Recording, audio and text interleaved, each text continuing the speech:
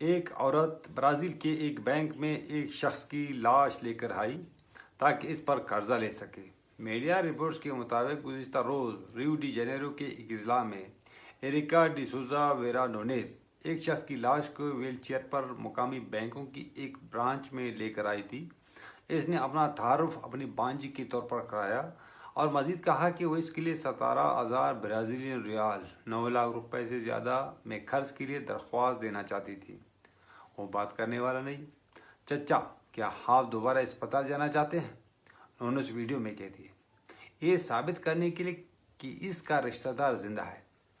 عورت نے اس کے بازو اور سر کو حرکت دینے کی کوشش کی۔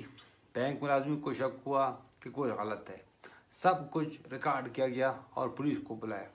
قانون نافذ کرنے والے افسران نے پایا کہ جب تک نونیز اپنے انکل کو لے کر لائی جو 68 سالہ پاولو رابرٹو براگا نکلے، وہ 7 گھنٹے سے پہلے مر چکے تھے۔ خاتون کو حراست میں لے لیا گیا۔